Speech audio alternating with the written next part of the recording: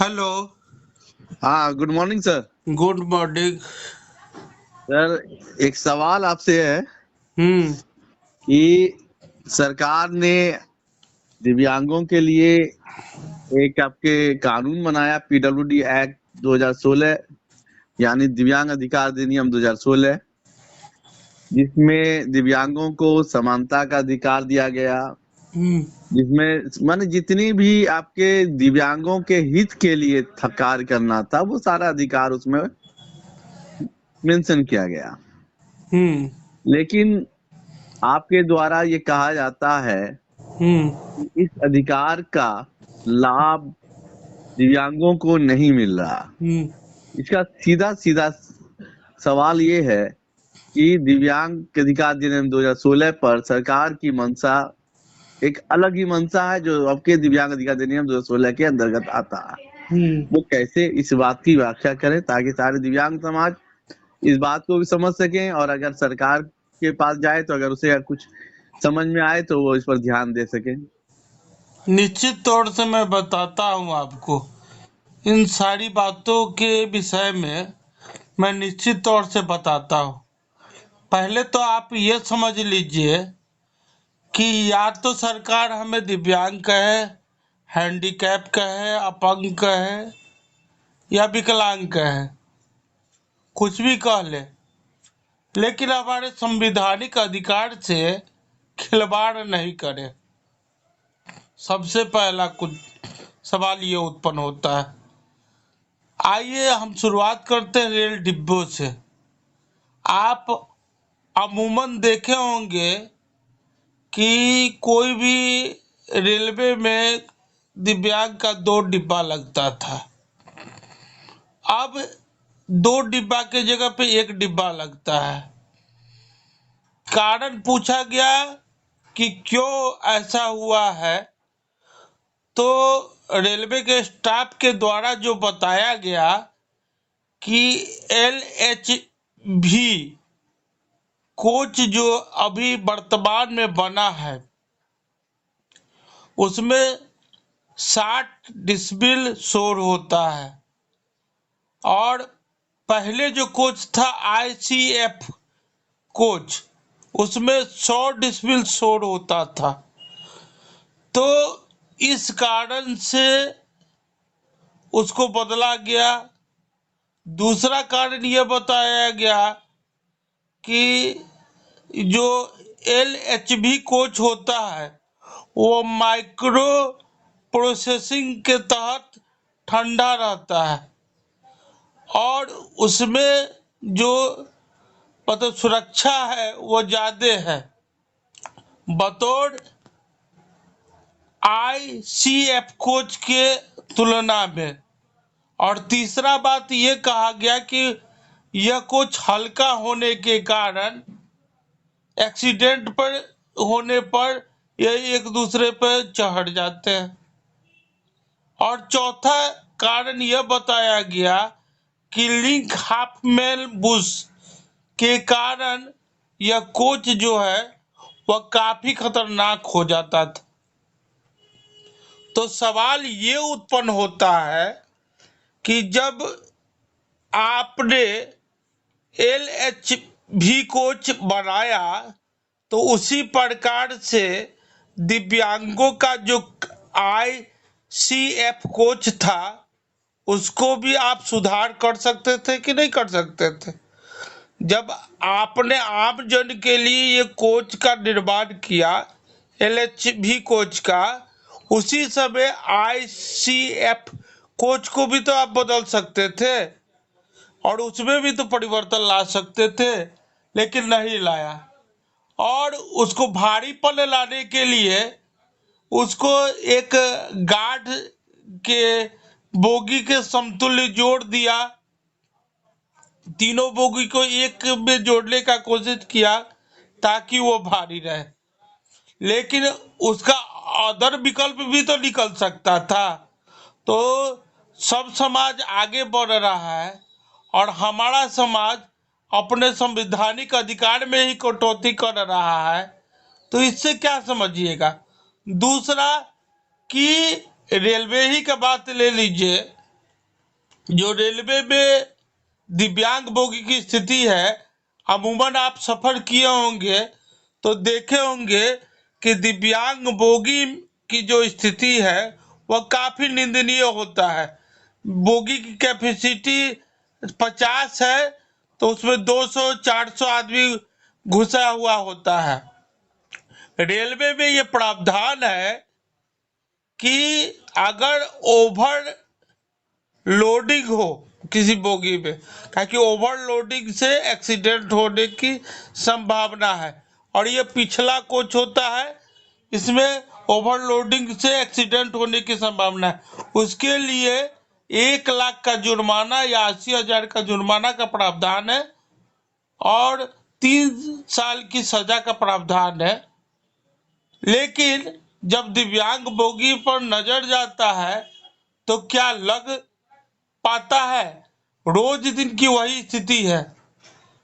आम जन वहां पर इतने भरे होते हैं कि आप टॉयलेट तक नहीं जा सकते हैं। तो ये जो ओवरलोडिंग का प्रावधान है उसमें क्यों नहीं लागू होता है?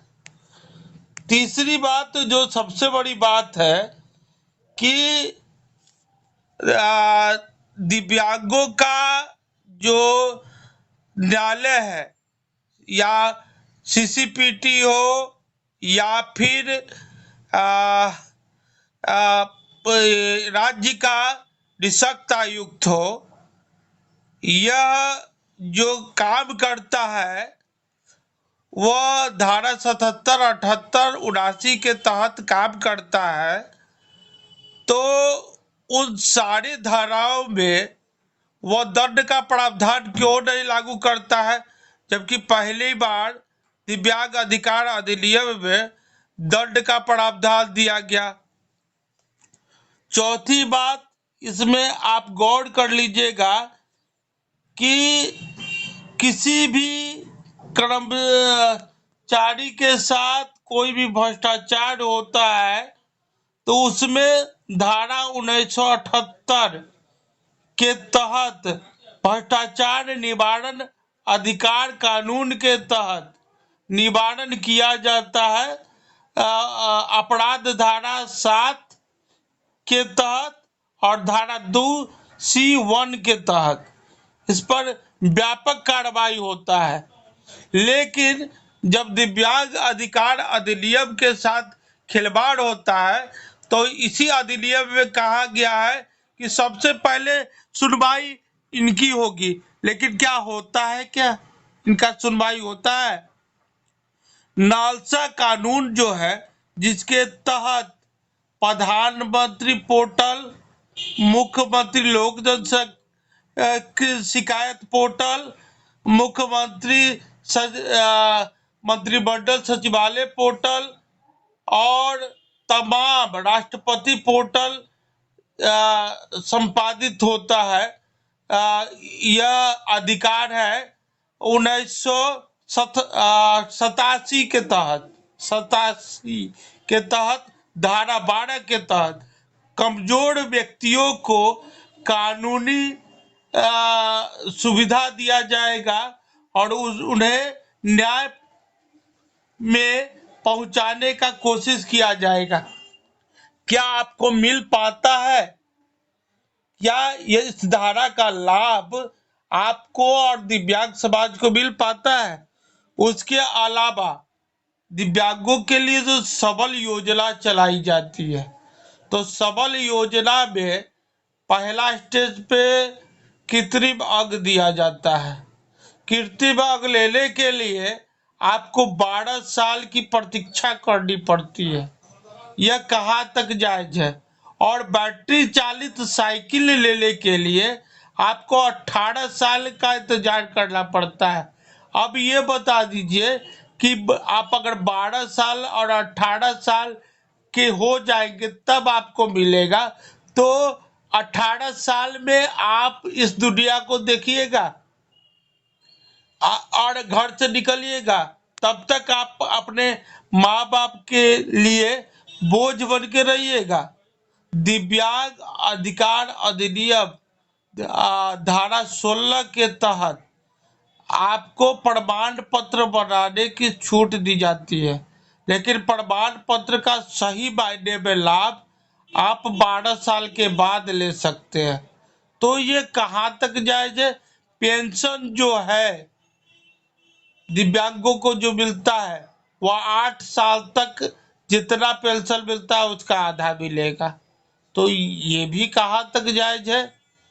इन सारी बातों को अगर आप गौर से देखें और गौर से समझे, साथ ही साथ रेलवे का जो चिकित्सा का सुविधा प्रोवाइड करता है, जिसका हेल्पलाइन 138 है, उसमें दिव्यांग बोगी में आपको किसी प्रकार का तकलीफ हो जाए तो वहाँ वो सुविधा प्रोवाइड नहीं करवाया जाता है। तो सिर्फ कह देने से कि हम आपको हैंडीकैप नहीं कहेंगे, हम आपको विकलांग नहीं कहेंगे, हम आपको अपंग नहीं कहेंगे, हम आपको दिव्यांग कहेंगे, इससे क्या दिव्यांगों का पेट भर जाएगा क्या? सबसे बड़ी बात यह है कि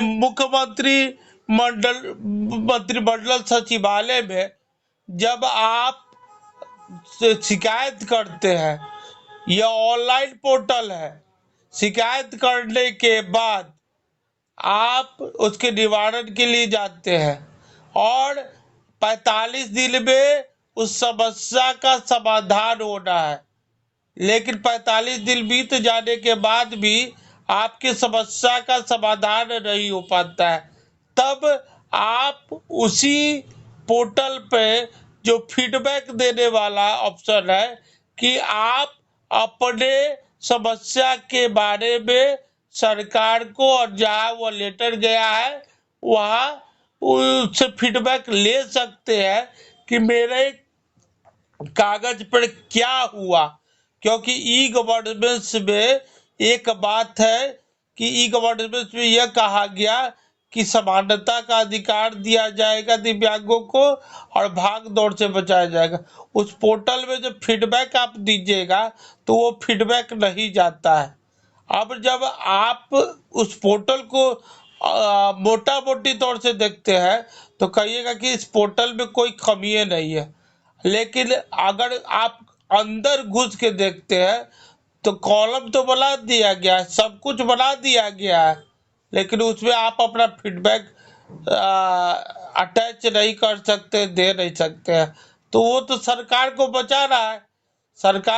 सरकार कहेगी कि हमें कोई कमी नहीं है और दिव्यांग दौड़ते दौड़ते परेशान हो रहे हैं। तो ये कहाँ तक जायज है, यह आप सोचिए ना। और कितने व्यक्तियों को इसका लाभ मिल पाता है, यह सोचने की बात। तो हमको अपंग कर दे, दिव्यांग कर दे, हैंडीकैप कर दे, डिसेबल कर दे, उससे मायने नहीं रखता है। हमारे सभी सुख सुविधा सही तरीके से लागू करे, ये मायने रखता है।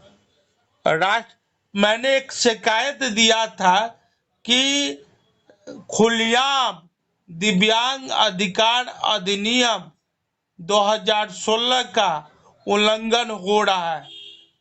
3 दिसंबर को हमने यह शिकायत राष्ट्रपति भवन में जाकर दिया था और इस पर संज्ञान लेते हुए राष्ट्रपति कार्यालय ने, प्रधानमंत्री कार्यालय ने भेजा है कि किस प्रकार से दिव्यांग अधिकार अधिनियम का उल्लंघन हो रहा है। तो इस पर हमें सोमवार को बुलाया गया है, जिसपे हमें बात रखने की समय दिया गया है और हमको स्पष्ट रूप से यह कहा गया है कि आप बताएं कि किस प्रकार से मुख्यमंत्री पोर्टल हो, लोक जन शिकायत का पोर्टल हो, मानव अधिकार का पोर्टल हो, या फिर राष्ट्रपति का पोर्टल हो या प्रधानमंत्री का पोर्टल हो, किस प्रकार से बातों को दरकिनार किया जाता है, दिव्यांग अधिकार अधिनियम का पालन नहीं किया जाता है। मैं उसमें इतना ही बात करने वाला हूं कि चाहे किसी का भी पोर्टल हो, तो अगर कोई भी व्यक्ति अगर कोई जवाब देता है तो वो स्पष्ट रूप से अपने लेटर हेड पर जवाब मांगता है, लेटर हेड पर जवाब देता है, तो उसको लेटर हेड पर ही जवाब आना चाहिए। और नरगल सनरगल कोई भी जवाब, अगर कोई चोर है, अगर चोरी कर रहा है और उसी चोर से पूछा जाए कि तू चोरी किया है जी, तो वो चोर कभी एक्सेप्ट करेगा कि हम चोरी किए है? कभी एक्सेप्ट नहीं करेगा कि हम चोरी किए हैं। तो ऐसे कंडीशन में उसी से पूछ के समाप्त कर देना।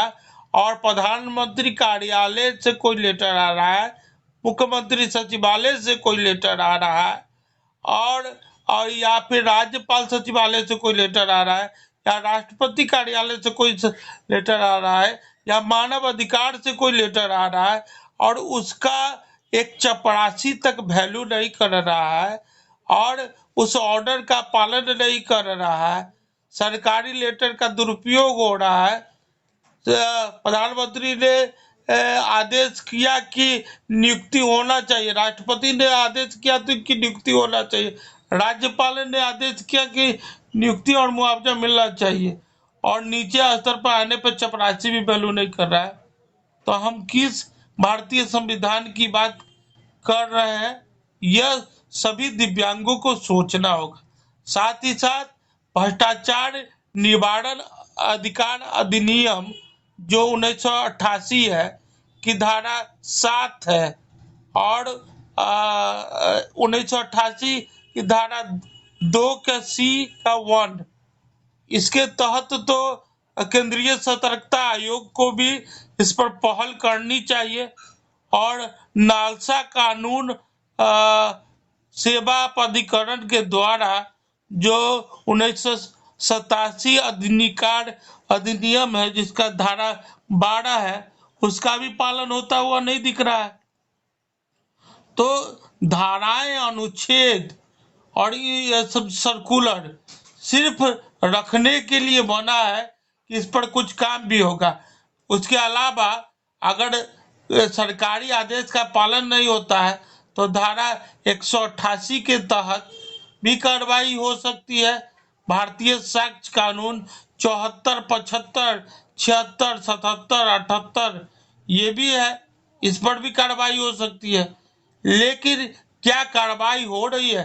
तो इन सारी बातों को लेकर मैं तो सोमवार को पूरे बिहार और पूरे भारत के दिव्यांगों के लिए जा रहा हूं, लेकिन इसमें सभी दिव्यांगों की अहम योगदान है और भूमिका रहेगी कि वो अपने कार्यों के लिए भी जागरूक हो। और हमारा वीडियो और ऑडियो बनाने का भी तात्पर्य ये है कि वो अपने संवैधानिक अधिकार के प्रति सजग हो।